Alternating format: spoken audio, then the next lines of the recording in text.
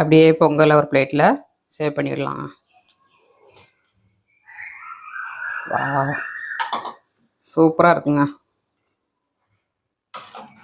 அப்புறம் சாம்பார் ஊற்றிக்கலாம். அப்படியே குழி பிடிச்சி குழியில் ஊற்றினோம்னா தொட்டு சாப்பிட்றதுக்கு ரொம்ப நல்லாயிருக்குங்க. ட்ரை பண்ணி பாருங்கள்.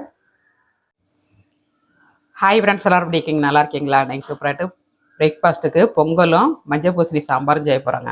வீடியோ முழுவதும் ஸ்கிப் பண்ணாமல் பாருங்கள். வீடியோ பிடிச்சிருக்குன்னா லைக் பண்ணுங்கள், ஷேர் பண்ணுங்கள், கமெண்ட் பண்ணுங்கள்.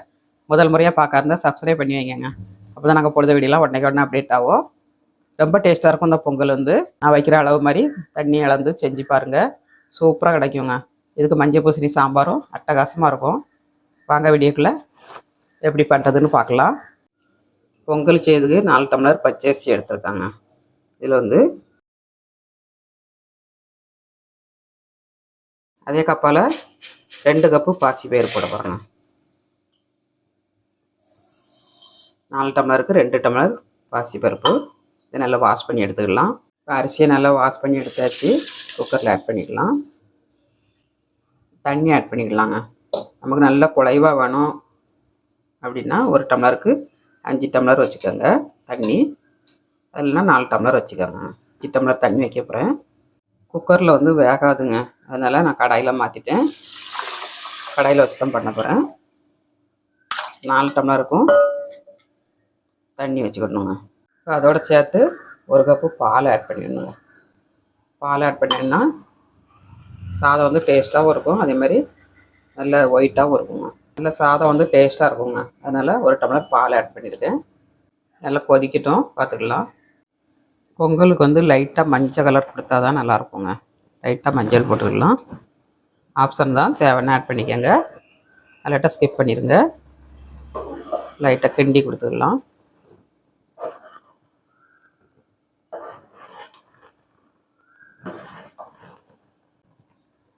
கொஞ்சம் மஞ்சள் கலரில் இருந்தால் அந்த பொங்கல் பார்க்கறதுக்கு அழகாக இருக்கும். கிண்டி கொடுத்தாச்சு, நல்லா கொதிக்கட்டும்.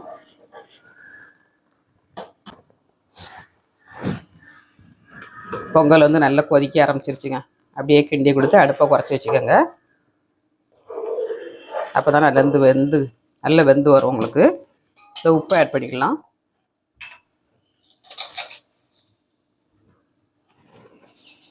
பொங்கலுக்கு தந்தோடி உப்பு போட்டுக்கோங்க.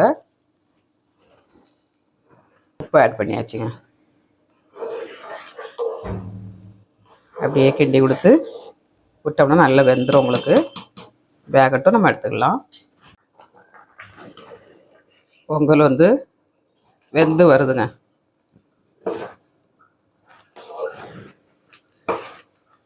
இப்போ வந்து நம்ம தாளசம் பண்ணி ஊற்றிடணும். இப்போ தாளசம் பண்ணி ஊற்றினேன்னா நல்ல மிளகு சீரகம் எல்லாமே அதில் நல்ல காரம்லாம் இறங்கிருங்க. இறங்கி மனம் நல்லாயிருக்கும். இந்த ஸ்டேஜில் நம்ம தாளித்து ஊற்றிக்கலாம். இப்போ பொங்கல் தாளசம் பண்ணதுக்கு ஒரு 3 ஸ்பூன் மிளகு எடுத்துருக்காங்க, 2 ஸ்பூன் ஜீரகம். கொஞ்சம் பொங்கல் அதிகமாக எடுத்துருக்கனால வீட்டுக்கு கெஸ்ட் வந்திருக்காங்க, அதனால் கொஞ்சம் அதிகமாக எடுத்துருக்கேன். இப்போ மிளகு சீரகத்தையும் 1 2 உடச்சி எடுத்துக்கணுங்க. ரொம்ப பவுடர் ஆக்கக்கூடாது. பல்ஸில் போட்டு ஒரு சுற்றினா போதும், கரெக்டாக வந்துடும். உடச்சி எடுத்துக்கலாம். பொங்கலை வந்து நமக்குள்ளே இறக்கிட்டு கடாயை அடுப்பில் வச்சுக்கிடலாங்க. தாளசம் பண்ணதுக்கு இப்போ நெய்யை ஆட் பண்ணிக்கலாம். 4-5 ஸ்பூன் ஊற்றிருக்கேன். இந்த அளவு ஊற்றிக்கோங்க. அப்போ தான் நல்லா மணமாகவும் இருக்கும், டேஸ்ட்டாகவும் இருக்கும். நெய்யில் நல்லா சூடாகிடுச்சுங்க. இஞ்சிங்க இந்த அளவுக்கு ஒரு விரல் அளவுக்கு இஞ்சி எடுத்து நறுக்கியிருக்கேன். நல்லா ஃப்ரை ஆகட்டும். இஞ்சி கூடயே நம்ம ஒரு 3 பச்சை மிளகாங்க. கொஞ்சம் காரமும் கொடுக்கும், அப்புறம் மணமும் நல்லாயிருக்கும். வெறும் பொங்கலே சாப்பிட்லாங்க, அந்தளவுக்கு டேஸ்ட்டாக இருக்கும். பச்சை மிளகாய் ஆட் பண்ணிக்கோங்க. இது நல்லா ஃப்ரை ஆகி வரவும் ஒரு 20 முந்திரி பருப்புங்க, உடைச்ச முந்திரி பருப்பு. இதை இதில் போட்டு ஃப்ரை பண்ணிடலாம்.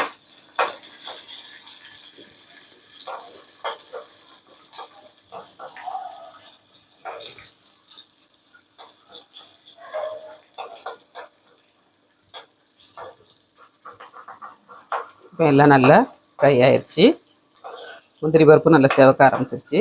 இப்போ மிளகு ஜீரகம் போட்டுடலாம். மிளகு ஜீரகம் ஆட் பண்ணிக்கலாம். மிளகு ஜீரகத்தை போட்டுட்டு நம்ம கருவேப்பிலை தழை போட்டுக்கணுங்க.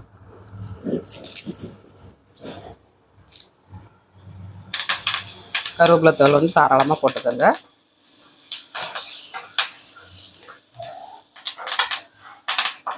நல்லா பொரிஞ்சிருச்சு. பொங்கலோட ஆட் பண்ணிடலாம். நல்லா எல்லாமே நல்லா வெந்துருச்சுங்க.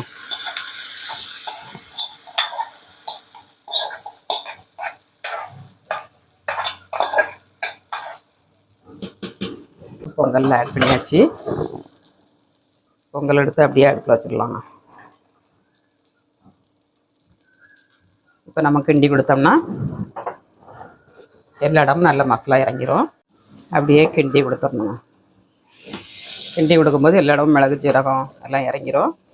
டேஸ்ட் ரொம்ப நல்லாயிருக்கும். திக்காயிருச்சுன்னா எல்லா இடமும் ஒன்றும் சேராதுங்க. அதனால் இந்த ஸ்டேஜில் நம்ம போட்டு கிண்டி கொடுத்துடணும். கொஞ்சம் வேகணுங்க. வந்துட்டுனா நம்ம இறக்கிடலாம். அப்படியே நல்லா கிண்டி கொடுத்துக்கலாம்.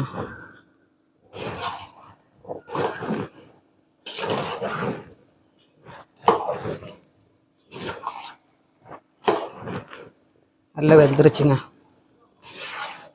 தண்ணி கரெக்டாக இருக்குது பாருங்கள். 1 டம்ளர் அரிசிக்கு 5 டம்ளர் தண்ணி கரெக்டாக இருக்குது. குக்கரில் வச்சேன்னா இதோட இன்னும் குழைவாக வரும் உங்களுக்கு. நான் கடாயில் வச்சுருக்கனால இந்த அளவுக்கு இருக்குது. அவ்வளோதாங்க, நம்ம இறக்கிடலாம்.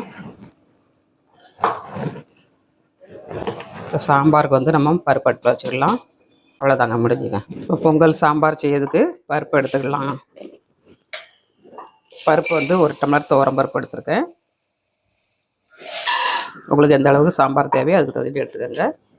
1/2 டம்ளர் பாசி பருப்புங்க. 1/2 டம்ளர் பாசி பருப்பு. பாசி பருப்பு கொஞ்சம் போடுங்க, டேஸ்ட் ரொம்ப நல்லாயிருக்கும். இதை நல்லா வாஷ் பண்ணி எடுத்துக்கலாம்.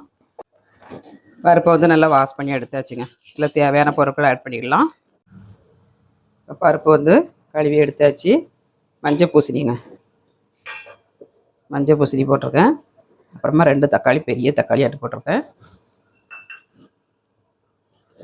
2 பச்சை மிளகாங்க. அப்புறமா ஒரு கைப்பிடி அளவு சின்ன வெங்காயம். சின்ன வெங்காயம் இல்லைன்னா பெரிய வெங்காயம் போட்டுக்கோங்க. 2 பல்லு பூண்டுங்க. அப்புறமா கொஞ்சம் மல்லித்தழை போட்டுக்கோங்க. கொஞ்சம் கருவேப்பிலை தழையும் போட்டுக்கோங்க. நம்ம காய் அவியும் போது போட்டோம்னா அந்த சாம்பார் வந்து நல்லா மணமாக இருக்குங்க. கொஞ்சமாக மஞ்சள் தூள், அப்புறமா பெருங்காயத்தூளுங்க. இதெல்லாம் போட்டாச்சு. தண்ணி ஊற்றிக்கலாம். தண்ணி முங்குற அளவுக்கு வச்சுக்கிடலாம். வச்சு ஒரு 4 விசில் விட்டு எடுத்துக்கிடணும். மூடி வச்சுக்கிடலாம். அடுப்பை ஆன் பண்ணிவிட்டு குக்கர் அடுப்பில் வச்சுக்கலாம். குக்கரையும் க்ளோஸ் பண்ணியாச்சு. ஒரு 4 விசில் அடித்து ஏர் இறங்கட்டும். நம்ம ஓப்பன் பண்ணிடலாம். அப்படியே குக்கரை ஓப்பன் பண்ணிடலாம். வா, சூப்பராக வந்திருக்குங்க. எவ்வளோ எம்மியாக வந்திருக்கு பாருங்க. இந்த மாதிரி பருப்பு மலர்ந்து வரணுங்க. மலர்ந்து வந்தால் தான் அந்த சாம்பார் வந்து நல்லாயிருக்கும். லேசாக அப்படி கடைஞ்சி விட்டோம்னா நெட்டு நெட்டாக நிற்கும். குழம்பு சாம்பார் பார்க்கறதுக்கு நல்லாயிருக்குங்க. சரிங்களா? நல்லா மசிச்சாச்சு. சாம்பார் பொடி ஒரு 3 ஸ்பூன் போட்டிருக்காங்க. இதையும் சேர்த்து நல்லா மசிச்சிக்கலாம்.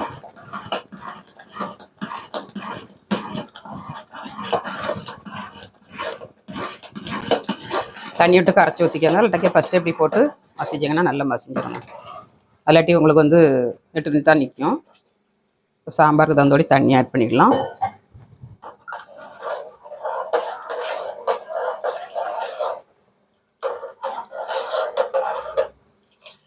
அவ்வளோதாங்க.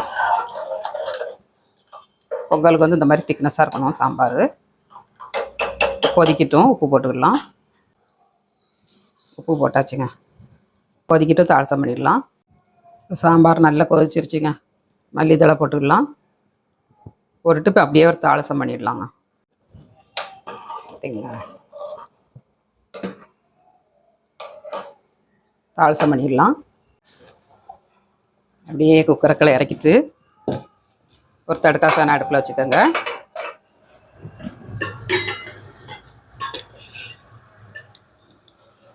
எண்ணெய்ங்க ஒரு 2 ஸ்பூன் எண்ணெய் ஆட் பண்ணிக்கோங்க. அப்புறம் 1/2 ஸ்பூன் கடுகுங்க. நல்லா பொரியட்டும். இப்போ நல்லா பொரிஞ்சிருச்சு. வெங்காயம் ஆட் பண்ணிக்கலாம். சின்ன வெங்காயம் கொஞ்சம் போடுங்க, ரொம்ப நல்லாயிருக்கும். 2 காஞ்ச மிளகாய், 2 கொத்து கருவேப்பிலைங்க. சூப்பரான தாளிப்பு ரெடிங்க. இப்போ சாம்பாரில் ஆட் பண்ணிடலாம். அப்படியே சாம்பாரில் ஆட் பண்ணிடலாங்க. சூப்பர் சாம்பாருங்க. சாம்பார் பொங்கல்ங்க. எம்மி பிரேக்ஃபாஸ்ட்டுங்க. சாம்பார் அப்படியே கிண்டி கொடுத்துக்கலாங்க. அப்படியே பொங்கலை ஒரு பிளேட்டில் சேவ் பண்ணிடலாங்க. வாவ், சூப்பராக இருக்குங்க. அப்புறம் சாம்பார் ஊற்றிக்கலாம். அப்படியே குழி பிடிச்சி குழியில் ஊற்றினோம்னா தொட்டு சாப்பிட்றதுக்கு ரொம்ப நல்லாயிருக்குங்க. ட்ரை பண்ணி பாருங்கள். சாப்பிட்டு பார்க்கலாங்க. பொங்கலை வந்து சாப்பிட்டு பார்க்கலாங்க. நல்லா சூடாக இருக்குது.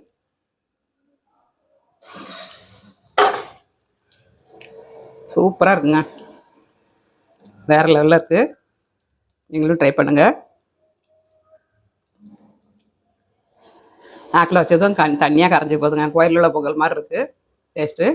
வீடியோ பிடிச்சிருந்தா லைக் பண்ணுங்கள். மீண்டும் நெக்ஸ்ட் வீடியோவில் சந்திப்போம். பாய்.